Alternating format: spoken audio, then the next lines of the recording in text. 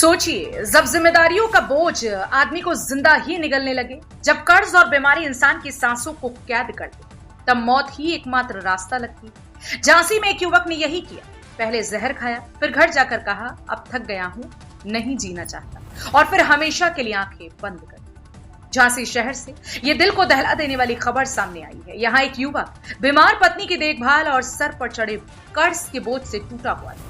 रोज रोज की जद्दोजहद ने उसका हौसला तोड़ दिया। सूत्रों के मुताबिक युवक बाजार गया और वहीं जाकर विषाक्त पदार्थ खा लिया। जहर निगलने के बाद जब वो घर पहुंचा तो अपने परिजनों से कहा कि अब नहीं हो रहा, बर्दाश्त, थक गया हूं, अब नहीं जीना चाहता। परिजन सकते में आ गए।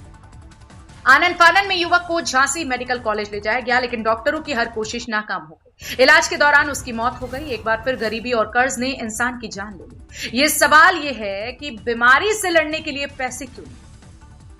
समाज और सिस्टम उस परिवार को सहारा क्यों नहीं दे पाया? झांसी का ये एक हादसा सिर्फ एक परिवार के लिए नहीं, बल्कि उस व्यवस्था की हार है जो गरीब को जीने का सहारा नहीं दे पाती और आखिरकार मौत ही उसकी किस्मत बन जाती है। क्या नाम आपका? नरेंद्र वंशकार। कौन खत्म हो गया? बड़े भाई सब थे हमारे। कैसे खत्म हो गया? क्या पूरा मामला बताओ। इनका ये है कि काफी दिन से इनकी मिसेज बीमार थी। क्या बीमारी थी? उनको कमर में रीढ़ की हड्डी में कोई दिक्कत है कुछ, तो उससे वो बहुत परेशान थे। कर्ज लिए थे बहुत उनके इलाज के लिए। किससे लिए थे? गांव वालों से वो समूह निकाले थे कुछ, इसलिए वो परेशान थे बहुत ज्यादा। और कल ये हुआ कि वो काम करने गए थे, काम करके आए वो शाम को, उसके बाद बाजार चले गए सब्जी वब्जी लेने के लिए। बाजार से सब्जी लेके आए, उसके बाद वो उन्होंने बताया नहीं कुछ कि हम सल्फाक्स खा के आए कि नहीं। उसके बाद उनको चक्कर वगैरह आने लगे, पलटी होने लगी।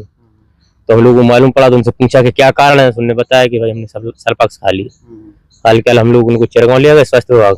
उसके बाद उन्होंने रेफर कर दिया तो सरकारी अस्पताल इधर झांसी आए। झांसी वो 2 बजे तक उनका इलाज चला। 2 बजे के समथिंग वो खत्म एक्सपायर हो गया। क्या कारण है, उन्होंने ऐसा क्यों कदम उठा लिया? बस उनकी इतनी मजबूरी थी, सब मजदूर आदमी है वो, तो इतना कर्ज हो गया था उनके ऊपर, अकेले आदमी, वही असली पैसों की टेंशन कर गए होंगे।